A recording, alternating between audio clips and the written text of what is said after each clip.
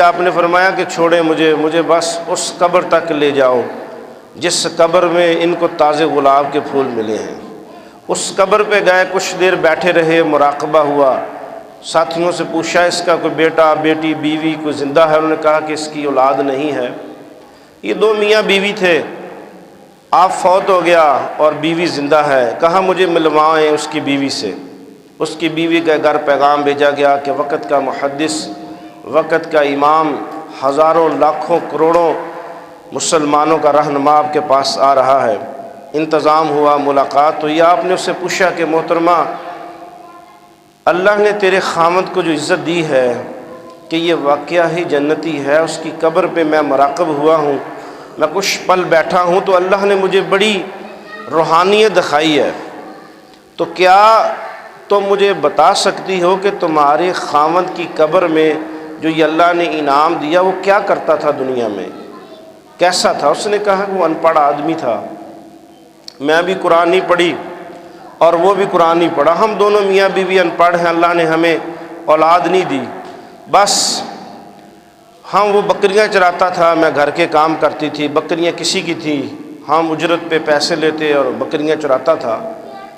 اور وہ ایک کام کرتا تھا کہ صبح نماز فجر کے وقت اٹھتا، محلے کی مسجد میں نماز پڑھتا، پھر گھر آتا، وہ قرآن پاک پڑھا ہے، اس قرآن پاک کو اٹھاتا، آتا تو نہیں تھا، اور اٹھا کے اونچی آواز میں کہتا اللہ تو سچا ہے، تیرا نبی سچا ہے، اللہ تیرا قرآن سچا ہے، مجھے آتا نہیں ہے، میں پڑھ نہیں سکتا، مولا اس میں جو لکھا ہے سچ لکھا ہے، اللہ تیرا نبی بھی سچا، تو بھی سچا، تیرا قرآن بھی سچا۔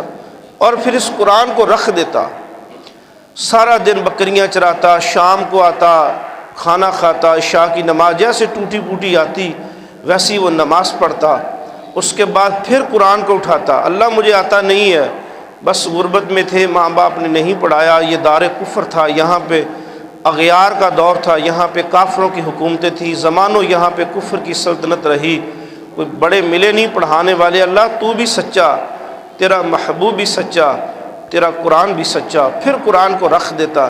وہ کہتی اس نے زندگی میں جو میں نے دیکھا بس یہ 3 لفظ تھے، اللہ تو سچا، تیرا قرآن سچا اور تیرا محبوب سچا، اللہ تیری ذات سچی۔ اور سنتے جائیں، ایک حدیث پاک ہے، میرے آقا فرمایا جس شخص نے یہ دعا مانگی رضیت باللہ تعالی ربا وبالاسلام دینا وبمحمد نبیا، اللہ تو سچا، تیرا قرآن سچا، اللہ تو سچا، تیرا نبی سچا، میرے آقا فرمایا جس نے یہ دعا زندگی میں ایک بار پڑھ لی، اللہ کی عزت کی قسم میں محمد صلی اللہ علیہ وسلم بازو سے پکڑ کے جنت میں چھوڑ کے آؤں گا۔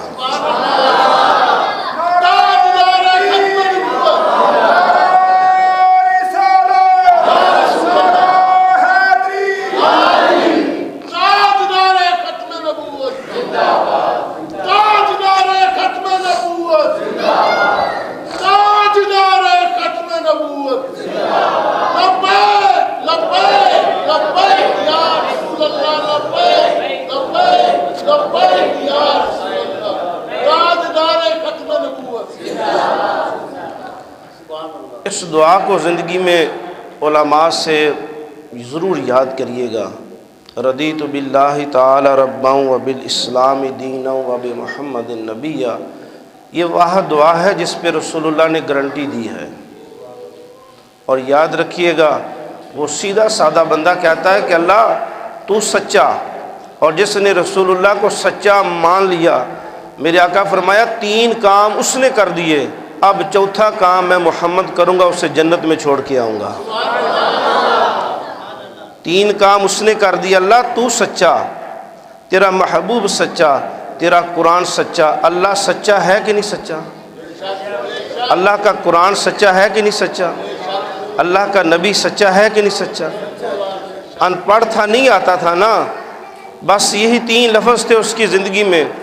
تو وہ حضرت فرماتے ہیں شاہ بالوی رحمۃ اللہ علیہ، فرمایا واہ اللہ کے بندے، کیا کائنات کا سارا نچوڑ بیان کر دیا، ساری شریعت محمدیہ کو بیان کر دیا، کل سے آج تک، آج سے قیامت تک کفر تل چکا ہے اس بات پہ کہ ہم قرآن کو جھوٹا ثابت کریں گے، ہم محمد عربی صلی اللہ علیہ وسلم کی ذات کو جھوٹا ثابت کریں گے، لیکن نہ وہ کل کر سکے، نہ آج، نہ قیامت تک کر سکیں گے۔ قرآن کل بھی سچا، مدینے والا کل بھی سچا، قرآن آج بھی سچا، قیامت تک سچا۔ وہ جھوٹا ثابت کرنے کی ہر تان کوشش کریں گے، اور انشاءاللہ نہ قرآن والا آپ کا محتاج ہے، نہ میرا محتاج ہے۔ قرآن پہ بھی اللہ کے پیارے ہیں، اور مدینے والے کی شان پہ بھی اللہ کے پیارے ہیں۔ یہ جنگ نہ تمہاری ہے نہ ہماری ہے، یہ جنگ دشمنوں کی اور خدا کی ہے۔ بس وہ اپنے پہرے دار چنے گا، نوکر چنے گا، چوکیدار چنے گا، کن کو بھرتی کر کے اس نے اپنے دین کا پہرا دلوانا ہے۔